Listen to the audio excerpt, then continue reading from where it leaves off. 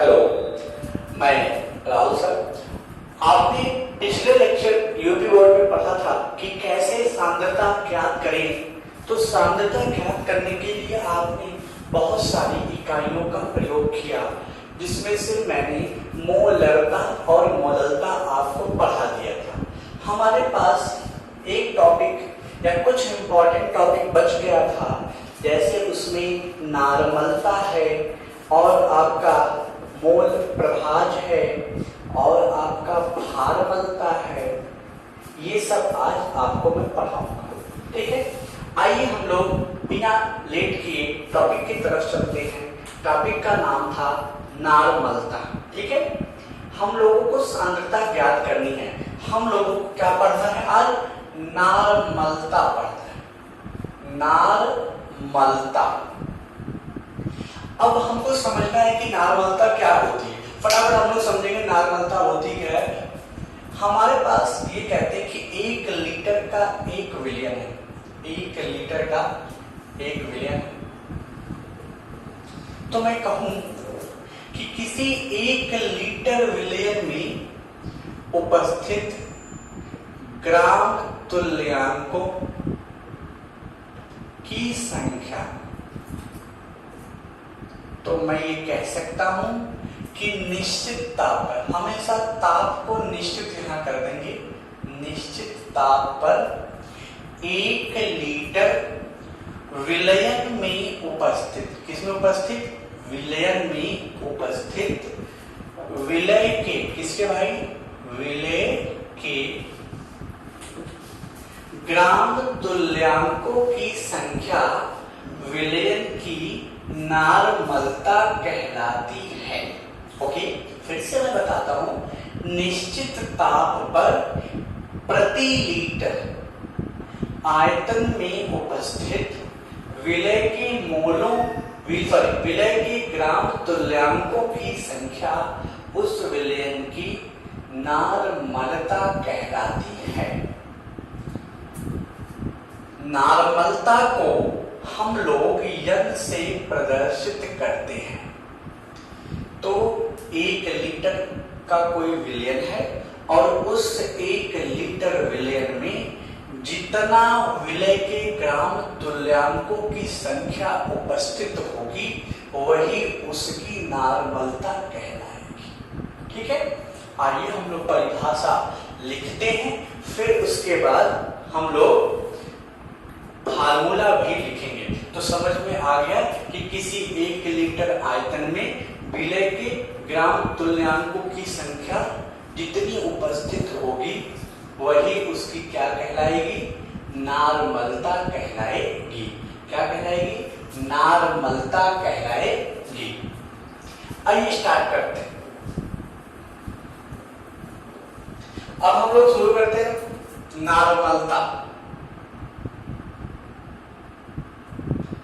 अंग्रेजी में इसको कहते हैं नॉर्मेलिटी। तो मैं कह सकता हूं निश्चित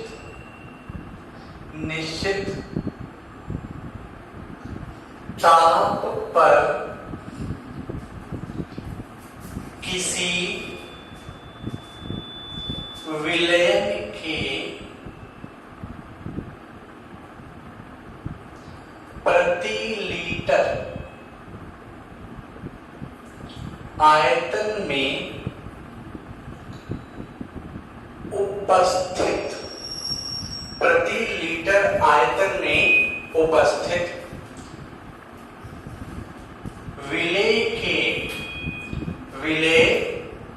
के ग्राम तुल्यांकों की संख्या उस विलयन की नार्मलता कहलाती है। इसे कैपिटल एन से प्रदर्शित करते हैं। इसकी इकाई ग्राम तुल्यांक, इसकी इकाई नॉर्मल, क्या भाई, नॉर्मल अथवा ग्राम तुल्यांक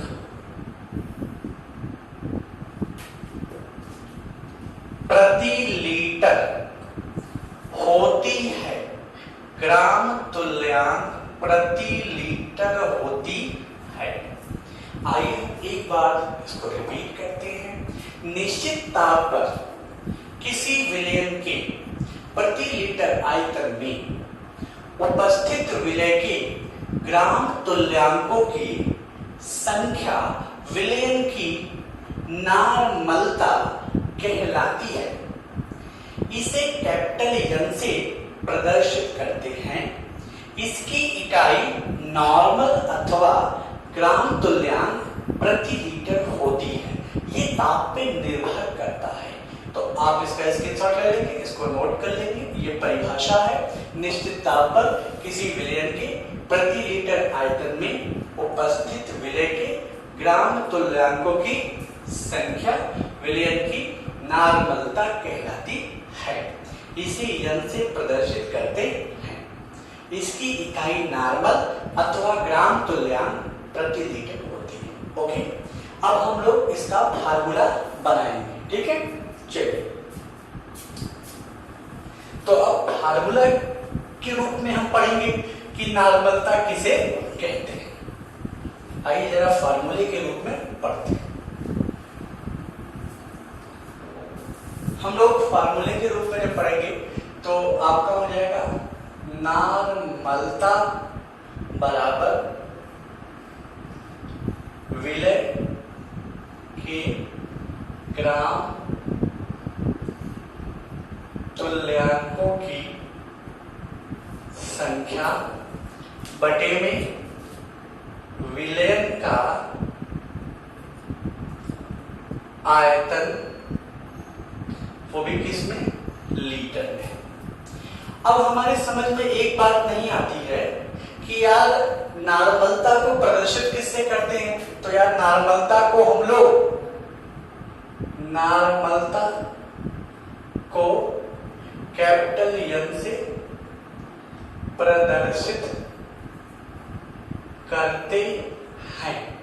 ठीक है भाई, नॉर्मलता बराबर विलय के ग्राम तुल्यांकों की संख्या बटे में विलयन का आयतन किसमें, लीटर में।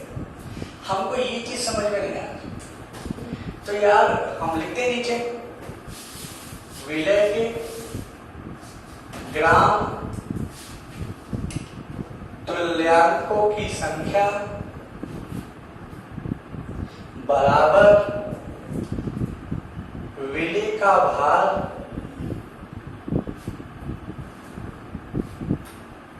बटे में विलय का तुल्यांकी भार। हो गया भाई।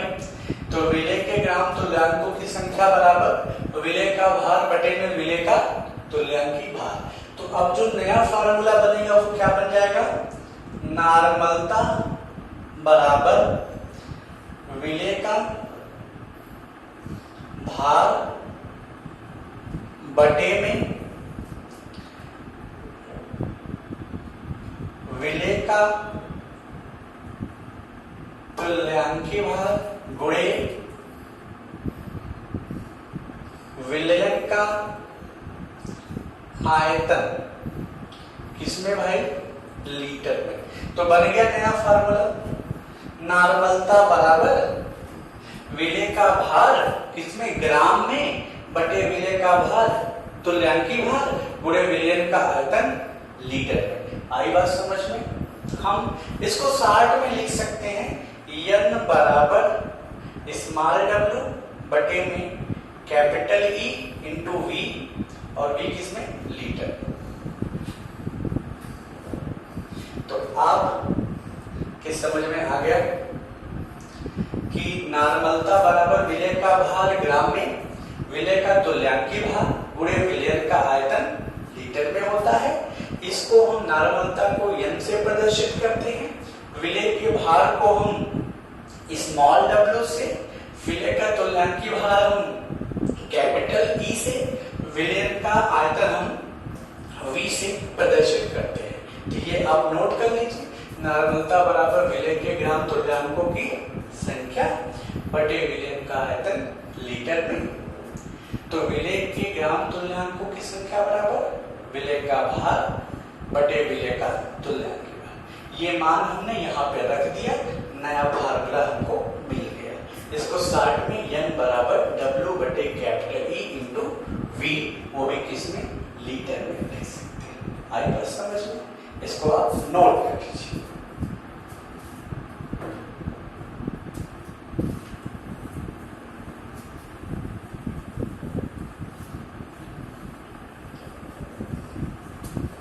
अब हम लोग एक शब्द इसमें समझ में नहीं आ रहा है, तुल्यांकों की संख्या है, तुल्यांकी भार कैसे निकालेंगे? तो अब मैं बताऊंगा तुल्यांकी भार निकालने का तरीका। तुल्यांकी भार कैसे निकालें? तो पहले हम करते हैं कि अम्ल का तुल्यांकी भार, अम्ल का तुल्यांकी भार बराबर अम्ल का अणु भार बटे में अम्ल द्वारा विस्थापनीय H प्लस आयन की संख्या। अम्ल का तुल्यांकी भार बराबर अम्ल का अणु भार बटे में अम्ल द्वारा विस्थापनीय H प्लस आयन की संख्या। ठीक है। फिर दूसरा होता है क्षार का तुल्यांकी भार बराबर क्षार का अणु भार बटे में क्षार द्वारा विस्थापनीय OH आयन की संख्या। OH आयन की संख्या आई बात समझ में? तो ये क्षार का हो गया। तीसरी बात है, अगर आपको किसी साइड का या लवण का तुल्यांकी भार निकालना हो तो आप लिख सकते हो कि लवण का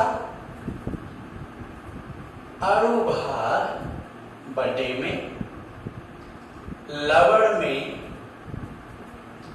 उपस्थित धनायन अथवा ऋणायन की संख्या। धनायन अथवा ऋणायन की संख्या। तो आइए जरा चर्चा करते हैं तुल्यांकी भार कैसे निकलता है। अगर कोई अम्ल मिल गया तो अम्ल का तुल्यांकी भार बराबर अम्ल का अणु भार बटे में अम्ल द्वारा विस्थापनीय किसकी संख्या, H प्लस आयन की संख्या। क्षार का तुल्यांकी भार बराबर क्षार का अणु भार बटे में क्षार द्वारा विस्थापनीय OH माइनस आयन की संख्या। लवण का तुल्यांकी भार बराबर लवण का अणु भार बटे लवण में उपस्थित या तो धनायन की संख्या तुम जोड़ लो या तो तुम ऋणायन की संख्या जोड़ लो, उसी से भाग दे देना तो लवण का तुल्यांकी भार निकल जाएगा। ठीक है, ये हो गया आपका, हमने बता दिया कि नार्मलता कैसे निकालते हैं। ठीक, अब हम लोग आगे चलेंगे मोल प्रभाज में, मोल प्रभाज पढ़ेंगे।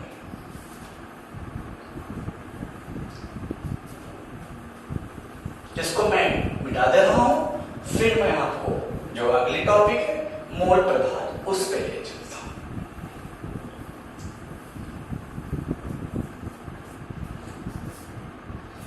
अब आपका जो नया टॉपिक है वो मोल प्रभाज है। कहीं कहीं इसको मोल अंश भी लिखा होता है। अंग्रेजी में इसको मोल फ्रैक्शन कहते हैं। मैं आपको इसके बारे में थोड़ा बताऊं। इसकी इकाई नहीं होती है, ठीक, इसकी कोई इकाई नहीं होती है। और ये जो आपका मोल अंश होता है ये तापमान पर निर्भर नहीं करता है। अब थोड़ी देर के लिए मैं आपसे बताऊं कि मेरे पास कुल 2 घटक हैं। कितने घटक हैं? 2। माना एक A है और दूसरा B है, ठीक। एक क्या है? A है, दूसरा B है।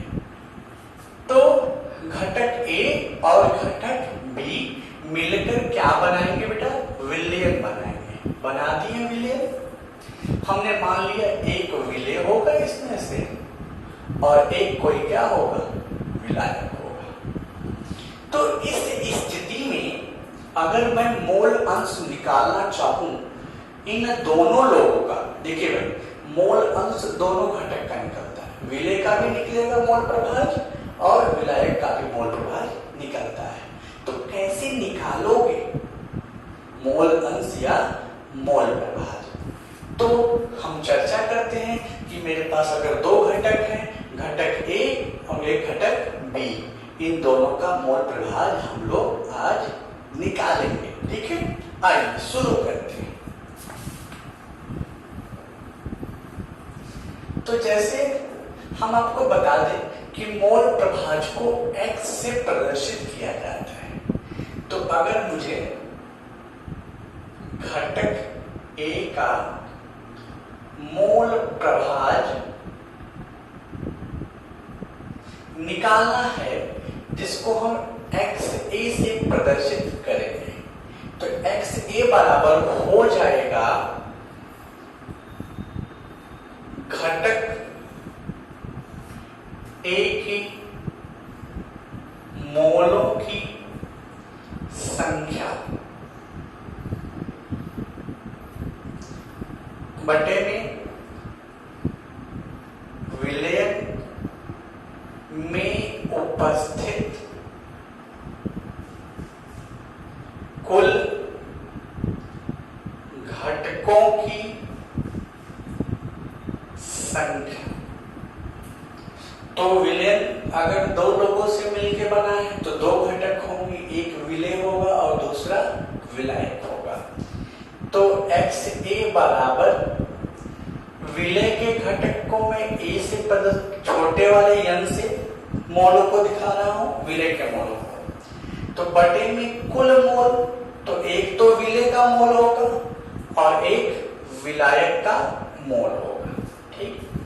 तो ये एक नया फार्मूला बन गया जहां XA बराबर घटक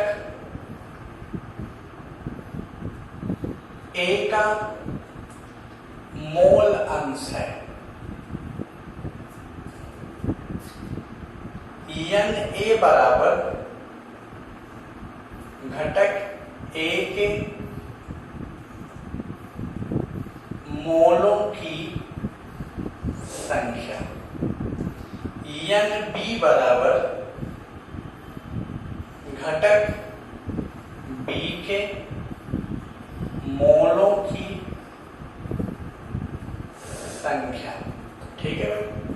अच्छा, अब फंसा आपका कि मोल कैसे निकालते हैं। तो किसी का भी मोल निकालना हो तो मोल बराबर भार बटे में अणुभार होता है। क्या होता है? मोल बराबर भार बटे में अणुभार होता है। तो मैं आपको समझा दूं फटाफट, ये है क्या? घटक हमको मोल प्रभाज पढ़ना था। हमने माना कि कोई 2 घटक होंगे विलयन में, एक A होगा और एक B होगा। तो A का मोल प्रभाज निकालेंगे और एक बार B का मोल प्रभाज हम लोग निकालेंगे। तो जब A का मोल प्रभाज आप निकालोगे तो घटक A का मोल प्रभाज बराबर XA से दिखाएं घटक A के मोलों की संख्या बटे में विलयन में उपस्थित कुल घटकों के मोलों की संख्या। तो XA हो गई है, इसे प्रदर्शित करते हैं। NA क्या है? घटक A के मोलों की संख्या। फिर NA क्या है? घटक A के के मोलों की संख्या, Np क्या है, घटक B के मोलों की संख्या।